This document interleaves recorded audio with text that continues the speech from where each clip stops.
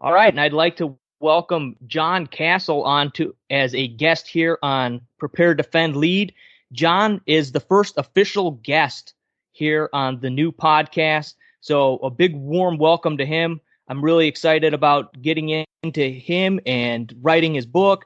He is exactly the type of guy that I enjoy talking to, the kind of guy that I want to have on this podcast because he's done a lot of things. He's met a lot of people. He's been all over the world. And men like him have not only a lot of stories to tell, but a lot of lessons that they've learned along the way. Thanks for joining me, John. Why don't you tell us a little bit about yourself? Hey, Joe, thanks for having me on your podcast, brother. I've been checking out, your Instagram page and check out your podcast, Prepare, Defend, Lead. I like the things you're doing, man, and we're like-minded. We're both good Christian men, and I really appreciate you having me on your show. Yeah, really, really good to have you. Like I said, I think we'll get a lot out of this episode. I think we'll have some good conversation. So why don't you tell everybody just a little bit about where you come from and who you are and some of your past experiences, John? Okay, all right, we can jump right into that. I wrote a book. It's called John 15:13, and the numbers 15 and 13 are actually spelled out. So if people are looking for it, they can do a Google search, or it's everywhere that books are sold. But it's called John 15:13. It's by me, John Nicholas Cassel, and in it, it's a military and police biography. That's how it's categorized, but it's my story. I started out in law enforcement after I graduated high school, like immediately. Right out of high school, I went to work for the police department in Columbus, Georgia. So that's how it starts out. And I spent 8 years as a cop there. And then after 9/11 happened, kind of going back to the year 2001, I kind of felt like I was being called. I had been saved by then. I had asked God and Jesus to come into my life, which I had spent a lot of my 20s and a lot of my career as a cop not being a Christian, and seeing some of the worst things that people can do to each other. So I talk about that in the book, and I talk about finding my faith, and then I talk about what I did after the things I did after 9/11. I left the police department so that I could become a security contractor working overseas, and I went off to I did some things in Kosovo, and I did some things in Iraq, Afghanistan, Pakistan, and I earned the call sign Saint Nick, which there's a chapter in the book where I talk about why people gave me that call sign Saint Nick, but that's in the book as well. And it talks about the 15 years that I spent as a security contractor working overseas as well, and some of the things that I did over there and some of the people that I met. But the book's not just about me. It's also about men and women that I worked with. And if I know you're familiar with the Bible verse, John 15:13 out of the Bible, that says that, people show no greater love than when they lay down their lives for their friends. And I think that's what we made a pact with each other, doing the things that we did. And that doesn't just go for security contractors. That goes for people, anybody in public safety or military, police, firefighters, EMTs, medical personnel, and as well as security contractors. And those men and women that I worked with, some of them didn't make it back from overseas, and I talk about that in the book as well.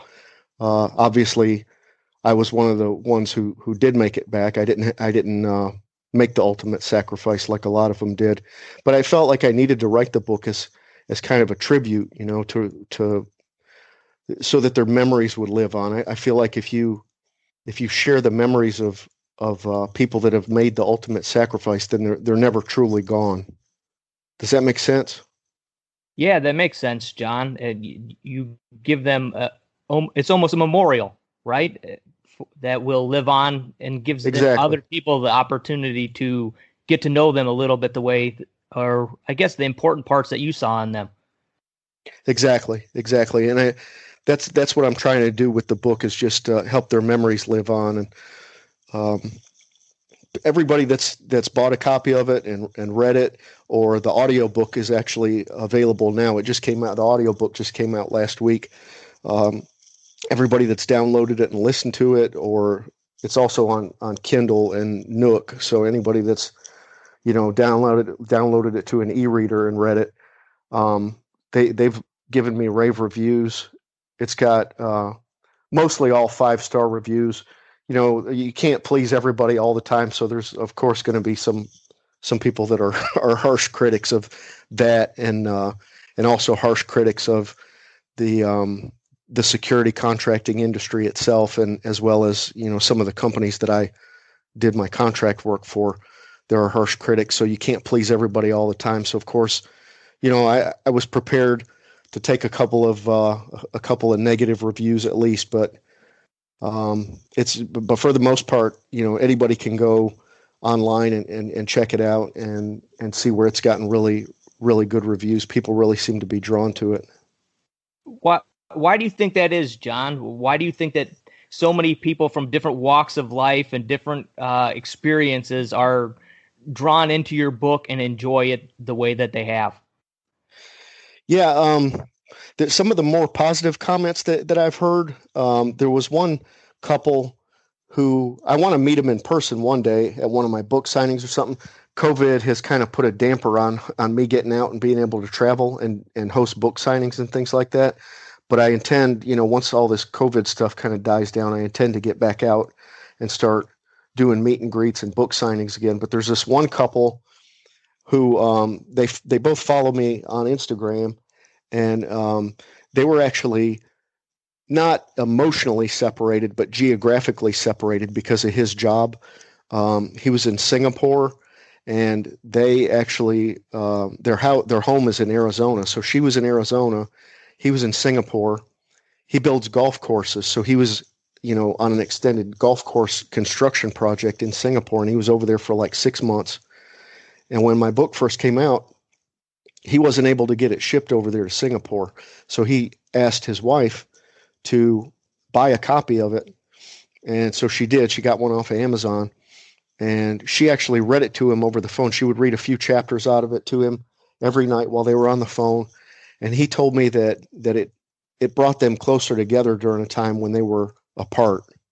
And it actually kind of like refreshed their faith as well. That's been a reoccurring theme. I just wanted to talk about them because I kind of wanted to give them a shout out, but that's been kind of a reoccurring theme from some of the people who have given me some of the comments that mean the most to me is when folks tell me that they had kind of their faith had kind of started to fall by the wayside, faith in God, faith in Jesus. And the way I end every one of my chapters is either with an inspirational quote or with a verse from the Bible that applies to the chapter that you just read. And so a lot of people tell me that them reading the chapters in my book and reading those inspirational quotes and reading those Bible verses actually refresh their faith. And I've actually had a couple of people tell me that they wanted to get closer to their church or closer to their pastor, or closer to their family and friends, closer to God and Jesus, because of what they read, something that they read out of my book. And also folks tell me a lot of times that reading my book feels like sitting down at the kitchen table with an old friend and over coffee, just having coffee with an old friend and swapping stories back and forth, over what you've been up to for the last 25 years because you hadn't seen that friend in so long. And folks tell me a lot of times that they read something in my book, or they took something away from it that really stuck with them because it stirred up a personal memory or emotion for them. I think it's very relatable. I think the chapters, every chapter tells a different story, and they do flow in chronological order throughout 25 years of my life. But you can literally pick up the book and flip it to any page, any chapter, and each chapter kind of holds its own. Each chapter is its own story. So it's a different kind of book as well. Yeah, I like that style, John, like you said, so that people could just pick it up. And a lot of people don't seem to read too much this year, or at this time, I guess, in this day and age. People find other TV shows or things to fill their time. So a book where people can sit down and have the opportunity to kind of get sucked into it. And that story you told about the couple that was separated geographically at the time is pretty amazing story. And to have a book have that much of an impact on people's lives has got to be, I would imagine, a little bit surprising to you, John. What brought you to the point to write this book?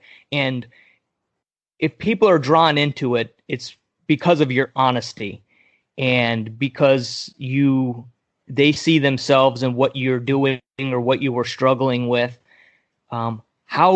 How did you come about to write a book where you could be that open and honest and just kind of spill your guts for other people? Yeah, that's a good question. I have some symptoms of PTSD, post traumatic stress. I don't like to say disorder because I think that post traumatic stress is perfectly normal, and I think people get carried away with the D part of PTSD. But post traumatic stress is perfectly normal for anybody who's been through a traumatic event, and so I do have some symptoms of it. And writing this book was very therapeutic for me.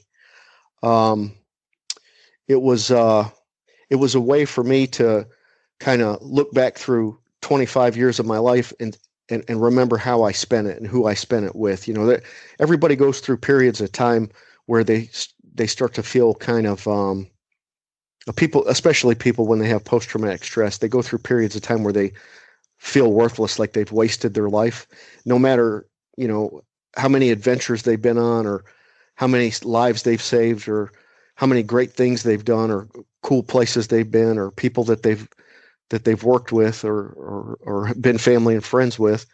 Everybody goes through those dark times, I think, where they feel like they don't matter, like they don't matter in this world, and I think that's Satan.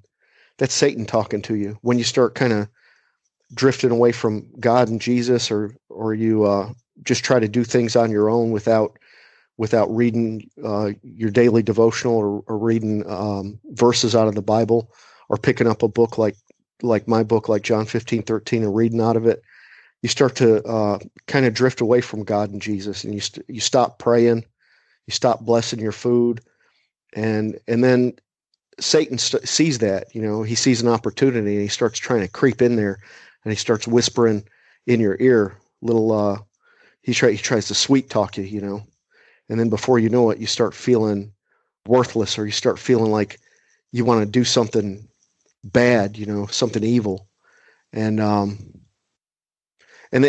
my writing this book was a way for me to refresh my faith. It was a way for me to get closer to God and Jesus and look back over my life, 25 years of my life, and see where I do matter in this world, and I hope that when people read it or when they listen to the audiobook, that they can take something like that away from it as well, and maybe it'll inspire them to write their story. I got to give a shout out to Chris Peranto. I don't know if a lot of your listeners know who he is, but he goes by the call sign Tonto, and he was one of the main guys that's a survivor of Benghazi. He's one of my best friends, and he's one of the main characters in the book and the movie 13 Hours, The Secret Soldiers of Benghazi. And he's one of my best friends, and I was really inspired to write my story by reading his book called The Ranger Way. That book, he talks about a lot of the struggles that he's been through in his life, and how his Christian faith helped him through a lot of it.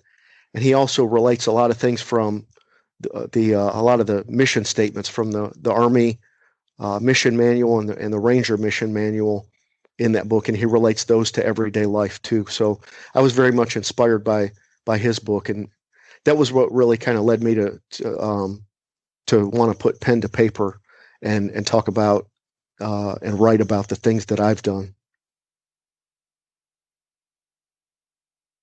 Very cool. Now, when you're writing a book like that, John, we're talking about a long-term commitment. Were there times in there where you kind of were ready to quit? What motivated you to keep going? Because I keep hearing kind of the running message from you is the idea of knowing that you're not the only person where you're at.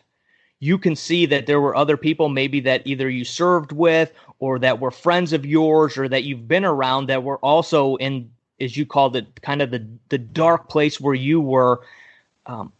Is that a big message, or is that really kind of what motivated you to keep going through as well, is the idea of helping others? Yeah, I didn't. I actually did not intend to make money off this book, and really I haven't. I don't. I've broken even on it with the time and the money that I've invested in it, and invested in getting it out there, trying to get it out to people. My intention was not to make any money off of it. My intention was to try to reach at least one person. You know, if I could keep one person from committing suicide, if I could lead one person to who maybe used to be a Christian, but they've kind of given up on it or drifted away from the Bible or church or God or Jesus, if I could lead that person to go back to it, or if I could refresh somebody's faith or give somebody hope, if I could do that for just one person, which I've already seen it. You know, I've done it for a lot of people. So I've already accomplished what I wanted to accomplish with it.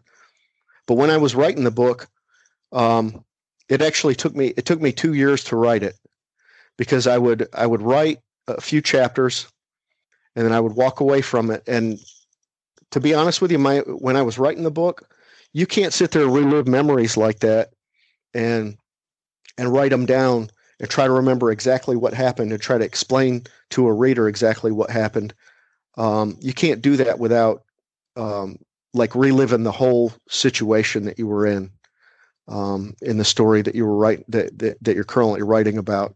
And so I'd be laughing 1 minute and then crying the next minute and then angry the next minute. So I was kind of an emotional wreck, you know, while I was writing the book.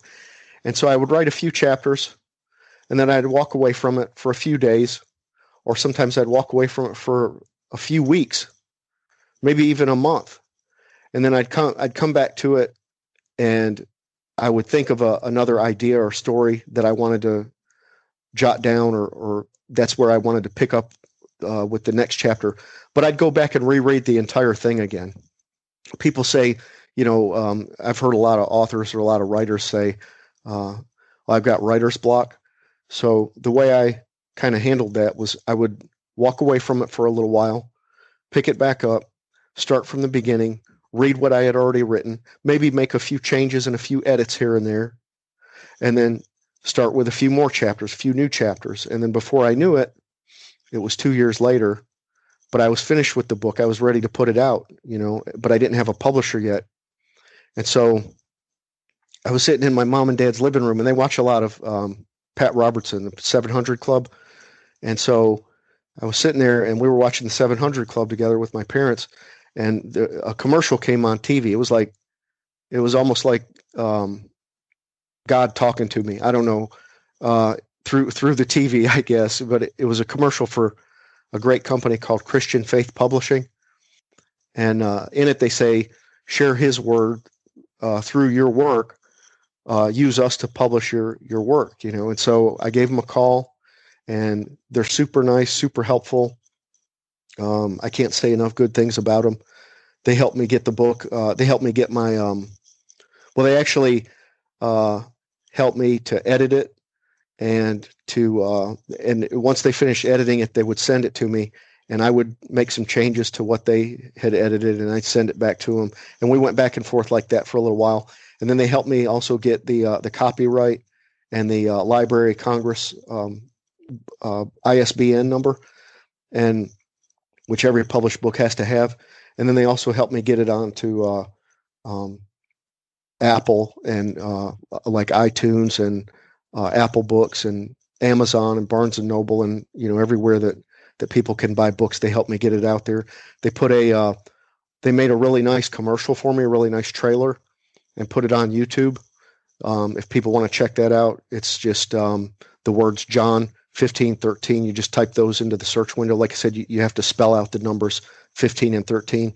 I thought that made for a cool looking book title instead of just putting, John with the numbers 15 with the colon and then 13. So I spelled it all out, and that's kind of the first time I checked out the trailer that they had made for me and put it up on YouTube.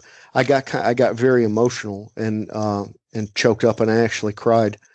But did I answer your question, Joe? I'm sorry, I kind of went off on a tangent, but did I answer your question?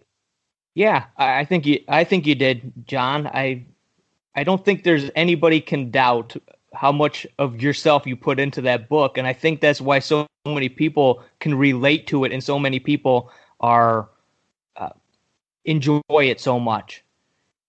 Yeah, I know what I was going to tell you. That whole process after I sent the original manuscript to Christian Faith Publishing, that process took a year between the time they received it. They actually had to review it. They have a board of people that reviews it to make sure that there's not anything in it that goes against their standards, for Christian Faith Publishing. Make sure there's not anything inappropriate in it. And so they review it, and they let you know whether or not they want to publish your book.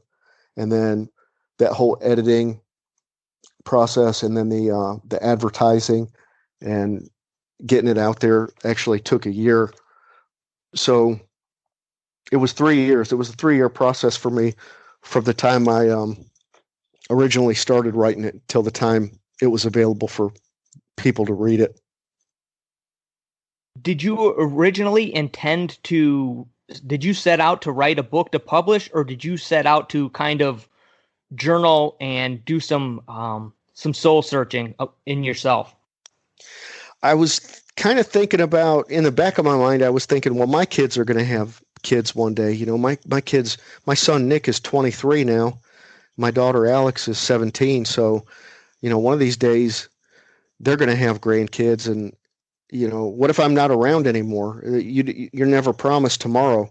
And so I wanted to leave my family like some kind of a legacy, and be able to something to where they could walk by my book on a shelf and point to it and say, hey, this is what your granddad did. Pick this up. This is what him and his friends did. So that was really what made me want to like have it published and have an actual copy of it that you can hold in your hands. And the reason why I chose to do it as an audiobook was actually it wasn't my idea. A lot of my people who read my book, the hard copy as well as the downloadable e-reader version, people were asking for me to make it into an audiobook and have it made. And I was like, well, I don't know how to do that. And finally, just recently, Amazon has a service to where you can get your book turned into an audiobook. And so they reached out to me and they said, hey, John 15:13 selling pretty well. Would you like to get it turned into an audiobook? And so I said, heck yeah. And so they actually let me pick my own narrator. I had about 10 narrators, 10 actors audition for me by reading a chapter out of my book. And I would listen to it.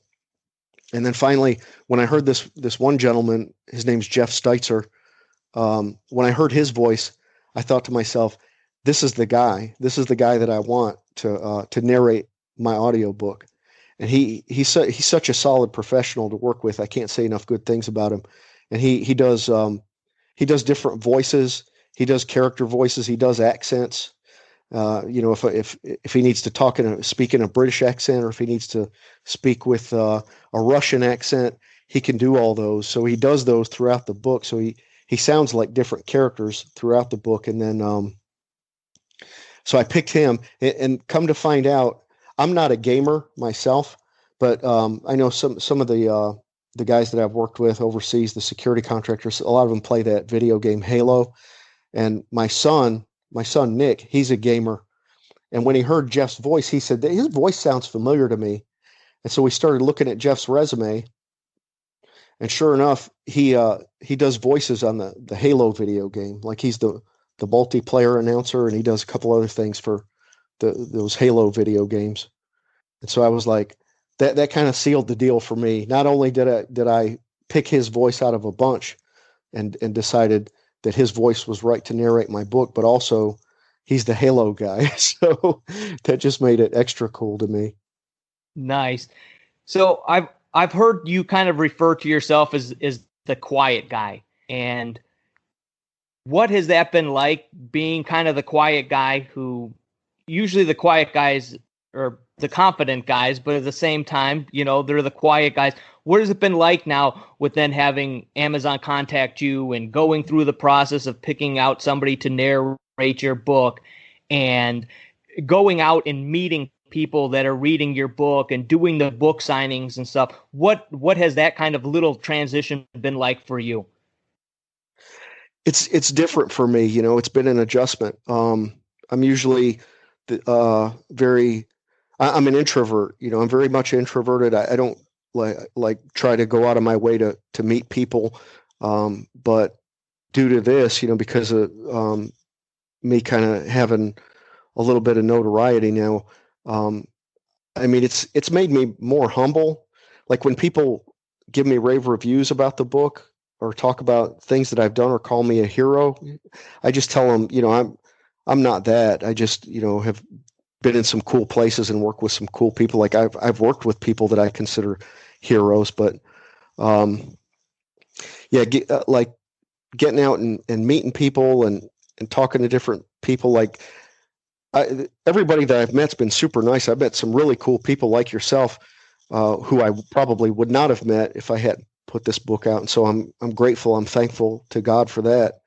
But yeah, I have to. It's forced me to get out of my shell for sure. I used to be the person that just tried to remain the quiet professional, and just always tried to keep to myself for the most part, and not get in anybody else's business or judge anybody. And so this whole process of trying to get my book out there and talking to folks about it and going out and doing meet and greet book signings when I was doing them, which I'll be able to do them again. But and then having the Instagram page and all that, and now the podcast, yeah, it's definitely been it's been a challenge, a personal challenge for me to push myself. But it's been good though. It's been good. I pray about it. I pray for that confidence and everything before I have to go and do like a public speaking thing or a public meet and greet thing. And then I just go do it. And it always turns out well. Yeah, I ask that, John, because I myself am very much an introvert. And you come to places in your life, and I see that you're at that place in your life where now all of a sudden I have to step out of my shell, or I have to kind of almost be something that I'm not, just for a short amount of time maybe. But at the same time, I think sometimes, in what I'm saying this too, so for introverts at home that are listening to this or during their commute listening to this, sometimes introverts become the best speakers, or the best or the most friendly or the easiest to get along with, because it doesn't come natural to them to speak, and it doesn't come natural to them to introduce themselves or talk to a lot of different people.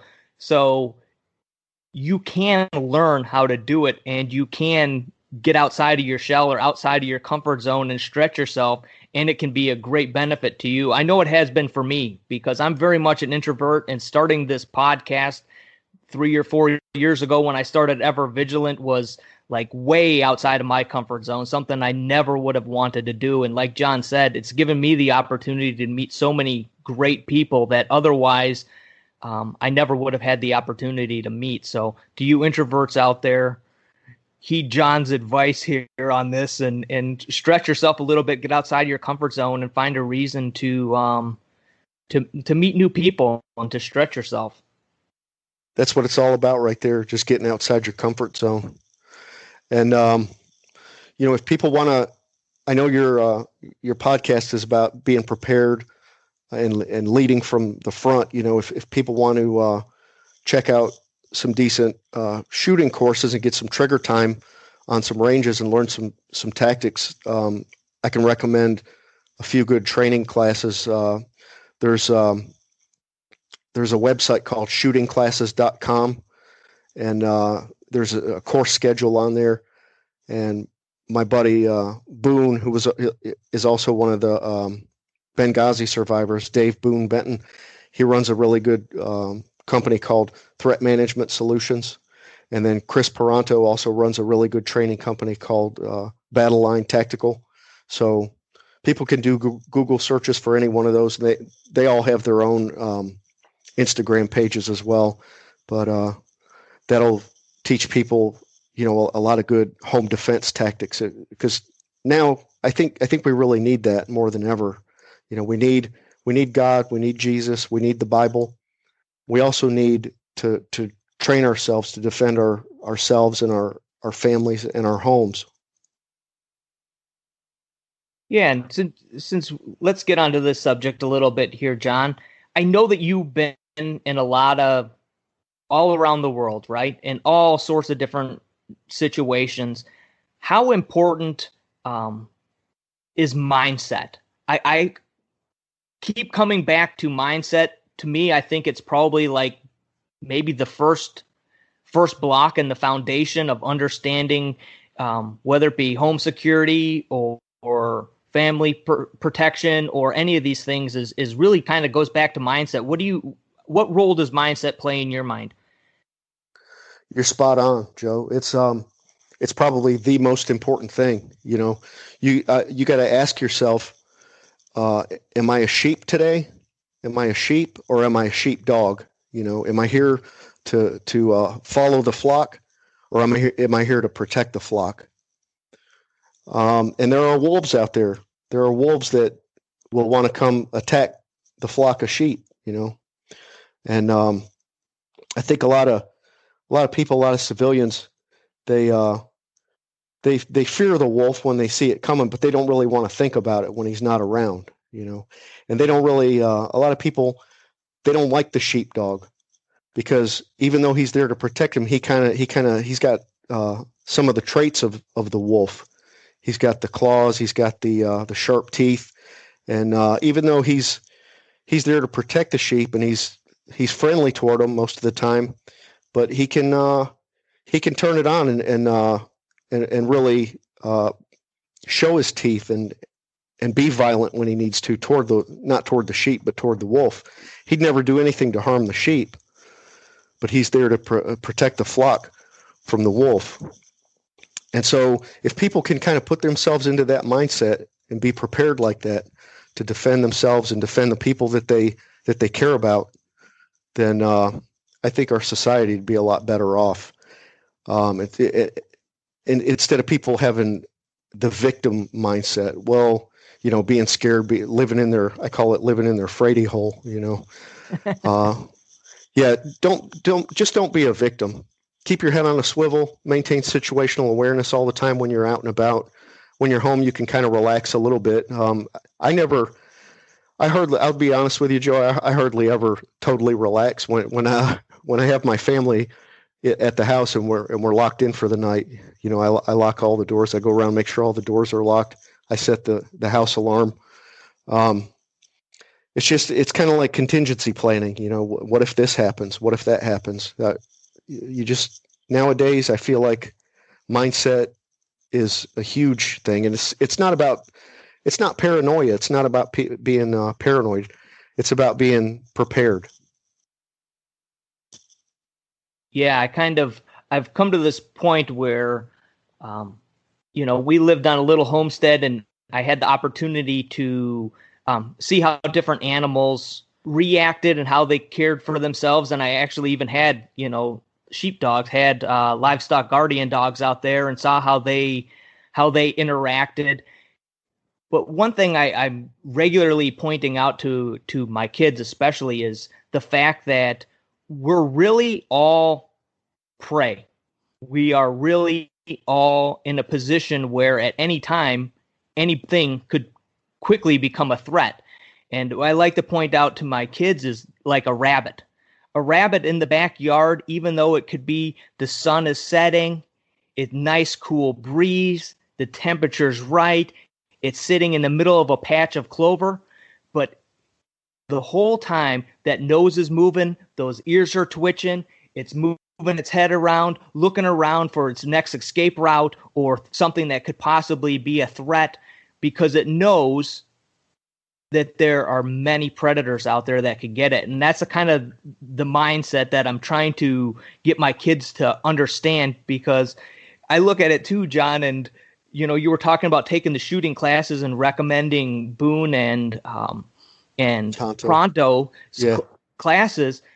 And I kind of come to the realization that really the only thing that separates us or makes us different than the beasts, or actually the only thing that puts us at the top of the food chain, is our ability to design, build, and use weapons. So if we don't have a weapon that we can use, majority of us wouldn't even want to go up against a raccoon or a small possum. It's just how powerful and how crazy nature is, let alone a real attacker. I don't know. Did you get an opportunity to see that video recently of that mama cougar that was going after that guy who was out for a run? Yeah, I did see that. He was out for a run, and I think he got a little too close to her babies or something, and so she started backing him off. And he stayed very calm. I got to hand it to him. He stayed very calm. He just kind of walked slowly backwards, but he turned his phone camera on and recorded the whole thing. That was kind of crazy. And she came after him. She lunged at him a couple of times, but she never scratched or bit him. She was just trying to get him away from her babies, and then eventually I think she just turned around and took off. Yeah, it was a fortunate situation for both of them, considering there would have been consequences had she attacked him as well. But yeah, an intense situation. And again, though, things could have ended up a lot worse had he not slowed down when he slowed down on his run, if he had not noticed that something a little strange was up. And again, if he kept his wits about him and kept facing that mama cougar and kept backing up and giving her space. You could tell she seemed like she was a little unsure of the situation herself, but I'm happy it ended up the way it was. That was an intense video. Yeah, I'm glad the guy's okay. I'm glad nothing happened to him. So I was listening to your podcast, and you had an episode on with your father, and your dad seemed like a great guy from the interview, and from some other interviews I've heard with you, he played a major role in who John Cassel is today. Can you tell us a little bit about your father and what he what the way he raised you meant to you? Yeah. I love talking to my dad. He and I are very close. He was in the Army. He was a career Army guy when I was growing up, and he's retired now. He's a Vietnam vet. He's an airborne ranger. He's one of my personal heroes. He was in Vietnam during the war in like 69 and 70, and he came home, and he and my mom met, and then I was born in 72, so they got married and everything, and had me and my sisters, and Dad, he was actually out of the Army for a little while after Vietnam, and he worked a few civilian jobs, and just he didn't really find anything that he loved. You know, he worked as a tool and die apprentice at a couple of different car factories up in Michigan, and just wasn't really happy working in civilian life. And so, in the early 1980s, I think it was around 1980, he missed jumping out of airplanes. You know, and I remember when I was a little kid, he used to take me out to the skydiving club that he had joined, so that I could watch him jump out of the airplanes. And you know, it was kind of cool when I was a little kid. I enjoyed it, but he would take me out there. But he was paying those people to take him up in the airplane and let him jump out of their plane with their parachute. And he was like, you know what? I used to do this for free when I was in the Army. I could go back to doing that again. And so he rejoined the Army in 1980, and he made a career out of it. And then he went to officers candidate school. He didn't have to go back through airborne school, but he did go through Ranger school, and he was an infantryman. So we were stationed at Fort Benning a lot, you know, and I kind of grew up, my formative years anyway, I grew up around Columbus, Georgia, because it's right outside of Fort Benning. And he's always been one of my personal heroes. He's always been in my life full time, except for when he had to, you know, go out to the field or go off to a training school for the Army.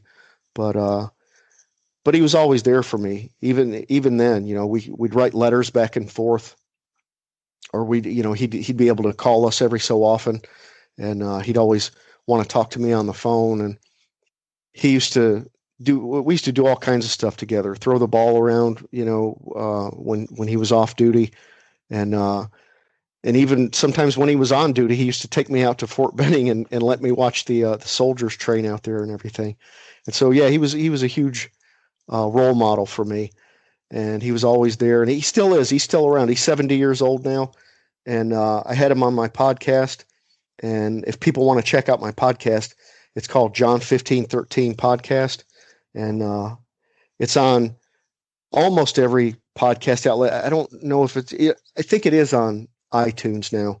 If I'm not mistaken, I think it's on iTunes as well. But it's almost everywhere that podcasts are enjoyed. And it's called John 1513, just like the title of my book. And he's on episode 2 with me. I started the podcast back in May. Episode 1 is my wife interviewing me, and episode 2 is me interviewing my dad, and episode 3 just came out last week. That's me interviewing Chris Tonto. And so, yeah, and one of these days, I want to talk to you offline, Joe. I want to get you on my podcast too here soon. Yeah, I would definitely like to do that. That would be great, John. Yeah, and Dad and I also on that same episode, we talk a little bit about our Christian faith. You know, he raised me to be a Christian man, and I'm raising my kids to be Christians as well. So he instilled that in me, and we talk a little bit about, he's still got some lingering side effects from Agent Orange, which he was mistreated, and I know he's not the only one. A lot of veterans were mistreated by the Veterans Administration and the VA hospitals for a lot of years under a lot of different political administrations. But my dad on that podcast, he talks about how President Trump, when he took office in 2016, he really cleaned house at the VA and got rid of a lot of the deadbeats and a lot of the people who didn't care about veterans, and got rid of a lot of the people who didn't care whether or not the veterans got treated fairly or got the proper treatment that they needed. And so Dad talks about that as well, how President Trump really made a 180-degree change to the VA for the better, to improve it. And my dad actually enjoys going to the Veterans Administration and enjoys having to have his appointments, having to be seen at the VA hospitals and whatnot. And they finally, recognize the fact that a lot of these guys that came back from Vietnam they have a lot of lingering side effects, which my dad talks about some of the things he's experienced. Finally, the VA got off their butts and officially recognized that these guys were having some ailments from Agent Orange, where for a lot of years they had denied that. So now they're getting the proper care and the proper treatment, and they're being compensated for the years that they've lived with these lingering side effects.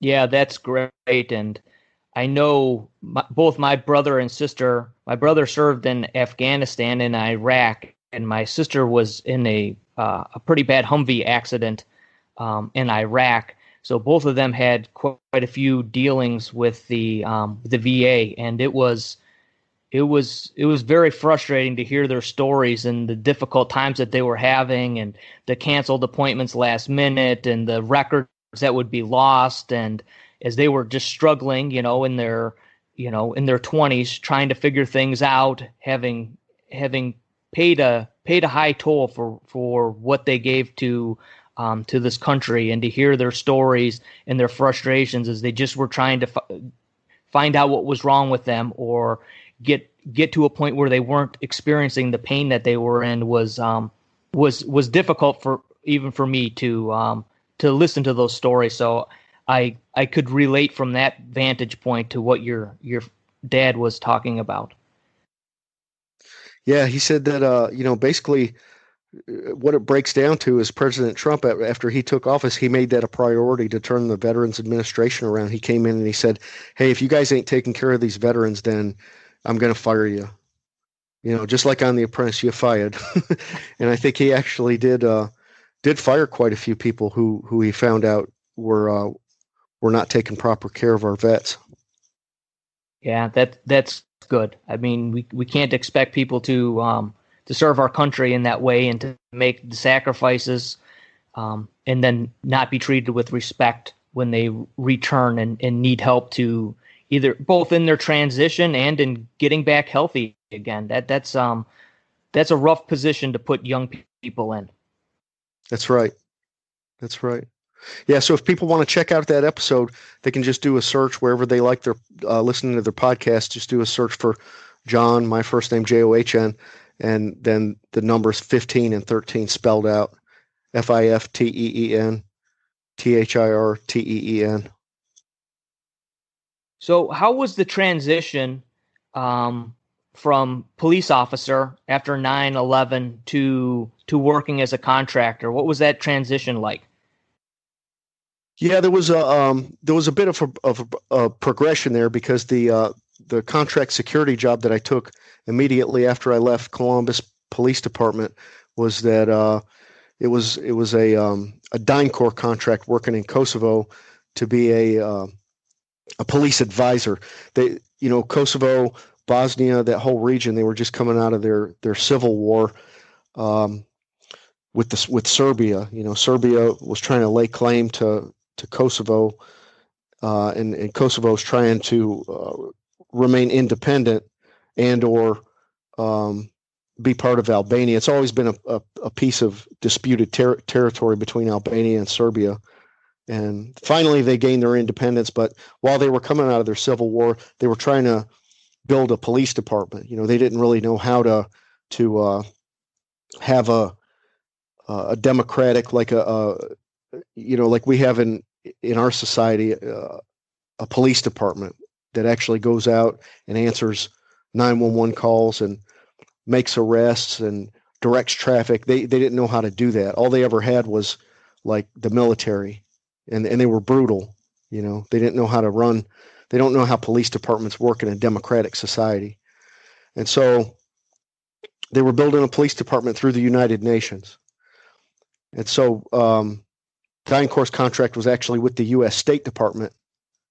So that's who I was working for, the U.S. State Department, but attached to the UN, and working as a police advisor over in Kosovo. But once I got over there, I thought I was going over there to be a field training officer for some of the rookie Albanian cops that were graduating from the academy.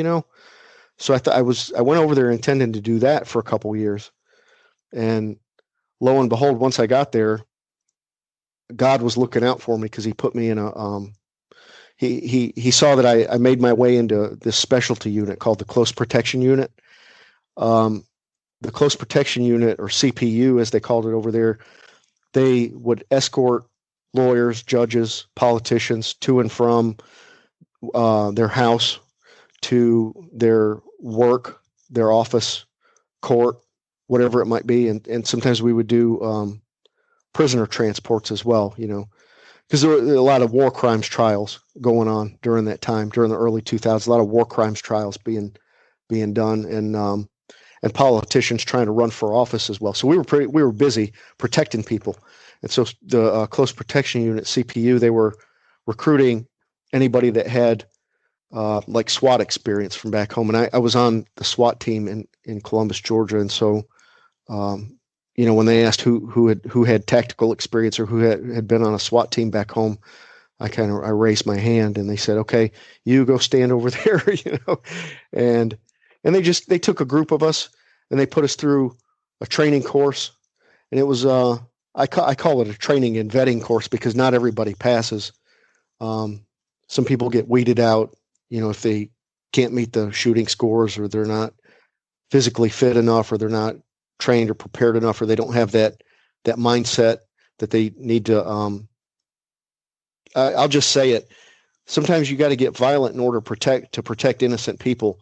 And so if somebody's trying to attack, my principal, my protectee, the person that I'm trying to attack, I got to go on the offensive, because me and my team are going to go home that night, and my principal, my protectee, is going to go home that night. And so that was the mindset that they had us in, and that just kind of led, once I finished my tour in Kosovo as they called us international peacekeepers, international police officers. Once I finished that contract, Blackwater, that private military corporation called Blackwater, was starting to hire people to protect Paul Bremer in Iraq. This is around 2003. And so a lot of the guys that I was working with were putting in resumes and everything. I don't want to like tell the whole story, because then people won't buy the book or won't listen to the book. But I was separated from my wife and kids during that whole time, not emotionally, but geographically, because I was working over there, they were over here. So I just talk in the book about how we dealt with a lot of that. So one contract kind of led to the next one, and there weren't just like police officers, people with law enforcement background going to work for Paul Bremer in Iraq. We also had special forces guys from the military going to work on that contract as well. Army Rangers, Navy SEALs, Army SF guys, Marine Force Recon, Air Force parajumpers, pararescuemen. Everybody from every facet of special operations was starting to look for security contract work overseas during that time. And a lot of them were getting picked up by Blackwater to go protect Paul Bremer, as well as to do some other things, some other contracts as well in Afghanistan and other places. That was kind of going into my next question. So let's just tease it out just a little bit, John. What was that like, having the family life, and how in the world do you try to balance something when you have to put so much effort and energy into your job, and you're so far away from home, but yet convey how much you miss them, even though you kind of have to separate yourself mentally from home? Yeah, I mean, there are always thoughts of home. So kind of mentally and emotionally, you're right. You do have to kind of separate yourself from the home life and just adapt to a new standard. It's the same thing that soldiers do when they have to go off to war or go into combat. I got to give a lot of credit to my wife for being such a strong, independent woman. I would venture to say that there are a lot of women who wouldn't be able to deal with their husband being gone for months at a time. I was gone for months, at a time, before I could finally come home for maybe a few weeks, a few weeks here and there, or a couple of months. And then I'd have to rotate back out again because of the contract, because I needed to make money. And I could have stopped it at any time. I could have quit at any time and just gone back to being a cop back here, but I didn't want to do that. I don't know. I enjoyed it. I enjoyed the work, the overseas work. I enjoyed what we were doing. I enjoyed the guys that I was working with, and the money was nice. My wife, she didn't have to work. She could stay home and raise the kids, and we could have uh, a nice house and a nice car and take nice vacations. But it's not all about the money. I'm not trying to say that success is all about money, but it's just it worked for us. We just made it work. Do you have any advice for guys that have a hard time just living the regular life, going to the office every day and trying to find the balance and how to make a family work, and they see their family every day and they're home every weekend? You have any advice to those guys, seeing as you had to do it so long distance and still be there, still be that constant? I think the father, dad has a specific role at home, and whether you're home or whether you're away, you still have to play that solid foundation role. How do you have advice for guys on how to do that, how to be that? Yeah, I talk about that in my book too, because that's what I'm doing now. I had to stop eventually deploying overseas because of some health issues that I've had and some injuries that I've sustained, and so I eventually, I got to chalk it up to I'm getting older, and I'm dealing with that now. I don't deploy overseas anymore. I just go in and work a day job at an office, and I work Monday through Friday, and I'm off on weekends.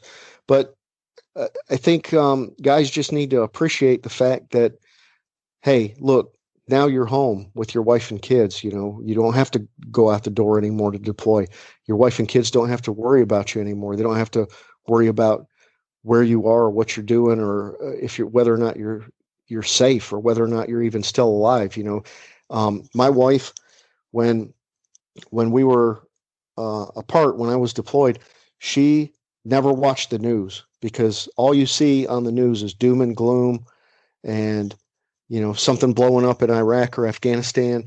And a lot of times, if that would happen, like, I would know about it before it would hit Fox News or CNN, and so I would hurry up and send her a text, and or send my mom and dad a text to let them know, hey, if you see something on TV about what happened close to where I am, don't worry about it, I'm okay, kind of thing. And most of the time, my dad, he's a huge news junkie, so he would always know exactly what I was talking about. But my wife would be like, okay, I don't even know what you're talking about, but thanks for letting me know that you're safe. So electronic communication, like technology, it can be a curse, but it can also be a blessing, like this podcast, that we're doing right now. It can also be a blessing, like being able to keep in touch with your family through Skype or WhatsApp or, FaceTime. Instead of just, the old fashioned way of writing a letter or sending an email. Sometimes that's still nice too, just like writing an old fashioned letter on stationery or sending a card. But technology's made it a whole lot easier to keep in touch. I think about my dad back in Vietnam, when he just used to have to write letters from home, and they used to get transported by snail mail, and it used to take weeks or months to get your mail. And then also, I think faith in God, having faith in God and reading out of your daily devotional, reading out of your Bible, and not letting yourself fall into those little tricks and traps that Satan tries to put out there for you. Reading out of the Bible when you're on the phone with your wife, or like that one couple that I was talking about earlier, when the guy was working in Singapore and his wife was here in the States in Arizona, them reading together out of my book. That keeps you strong in your relationships back home. I think things like that keep you strong in your relationship. Let's go back to talking about your father again. What things did you learn from him that you're trying to pass down, or do the same things yourself? Yeah, I learned from him, and I'm trying to pass down to my kids to never give up, never quit. He taught me that, and we also learned that during attack on principle training. You never give up. You never just lay down and die. No matter what situation it is. It doesn't necessarily have to be an attack. It could be just something that you're going through in your everyday life that seems like the worst thing in the world. You don't just give up. You don't just lay down and die. You got to keep pushing forward. You got to keep moving forward.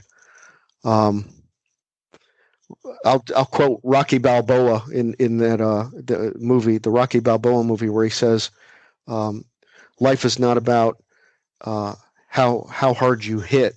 It's about how hard you can get hit and keep moving forward and not get knocked down, not get knocked out." I'm paraphrasing. That's not exactly what he says, but it's something like that. Yeah, I like it. Sometimes our expectations of an easy life or that things would go smoothly really does nothing but hurt us. Exactly.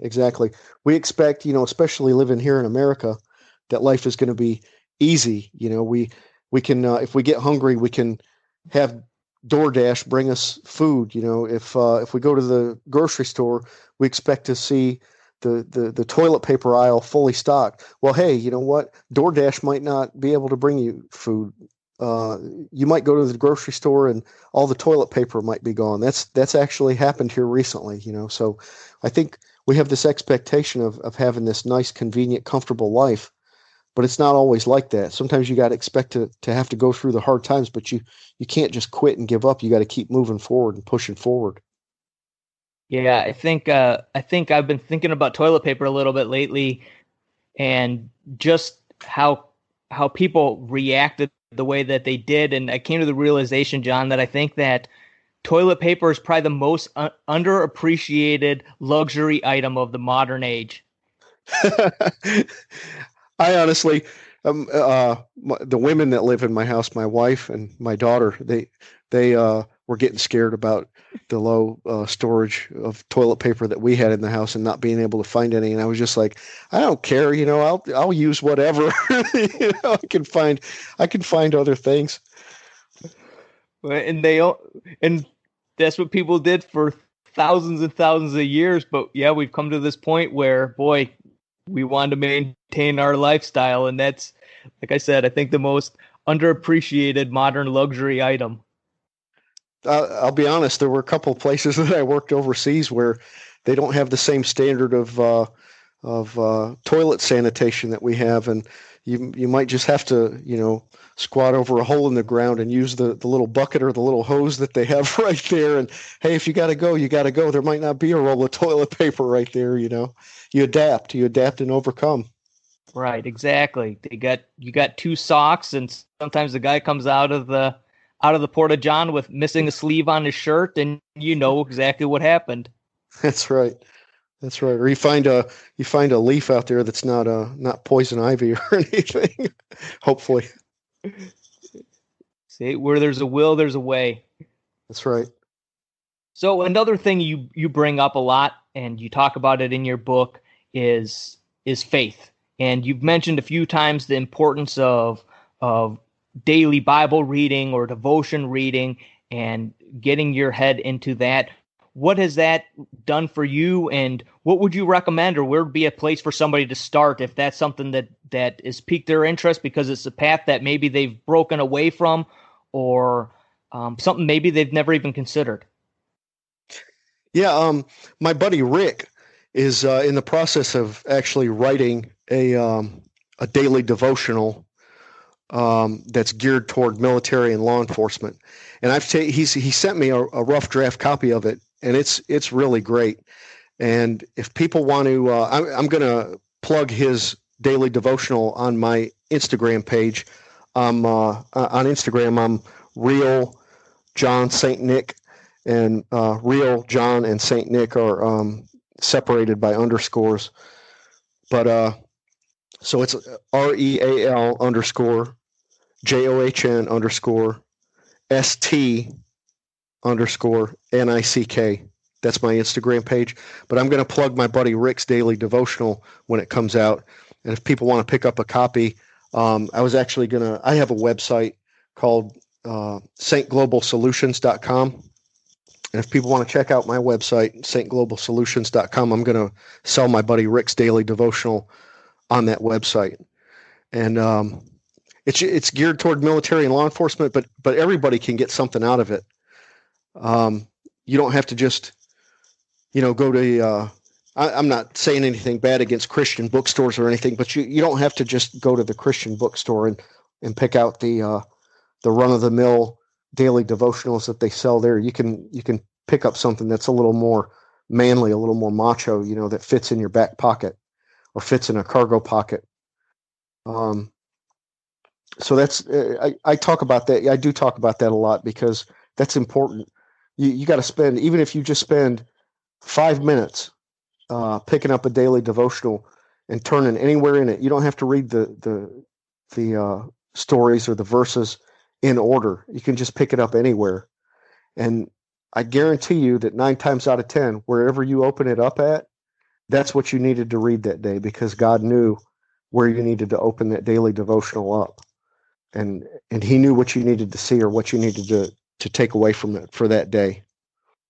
But I feel like it's important to do that every day and not miss any days, because when you stop thinking about God's word and you stop thinking about Jesus, then you start doing things that you wouldn't normally do as a Christian person, I think.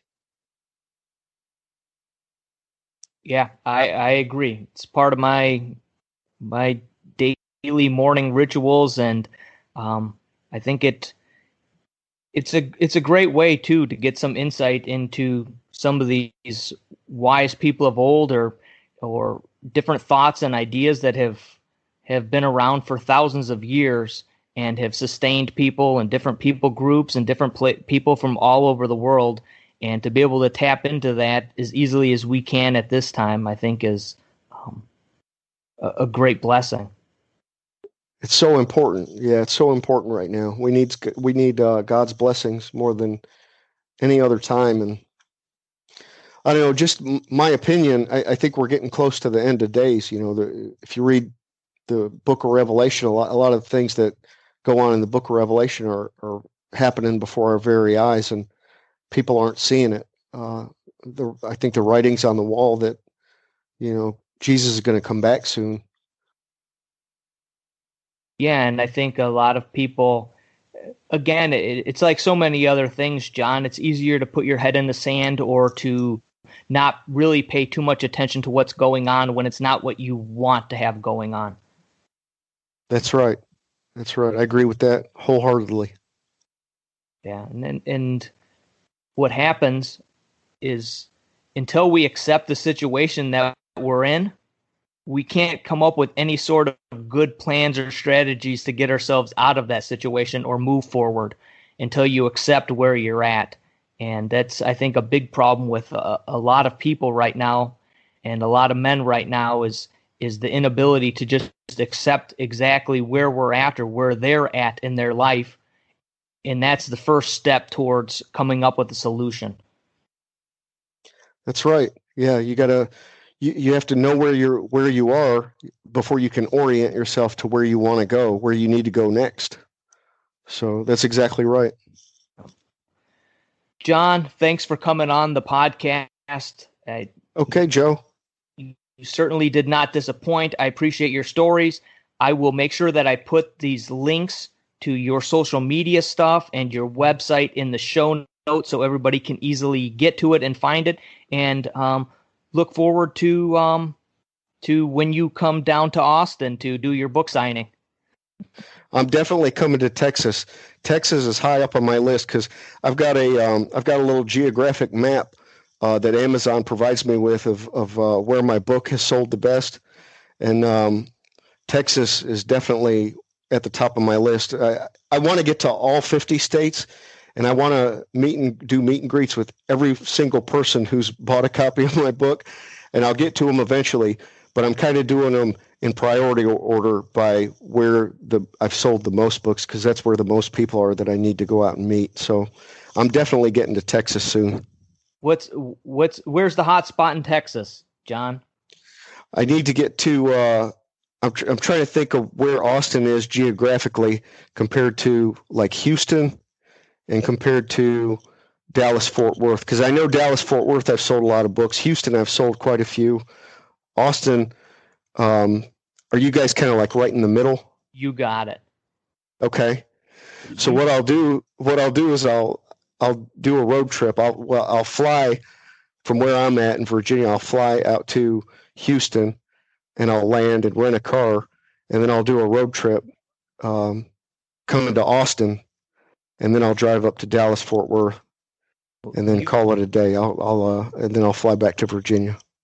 Cool. Well, you keep me posted on that, John, and when you pass through Austin, we'll grab we'll grab some barbecue. That sounds great, Joe. I'm looking forward to it. Thanks again, John. Really appreciate you joining me on the podcast, and we'll keep in touch for sure. And we'll push everybody that we can to check out John 1513.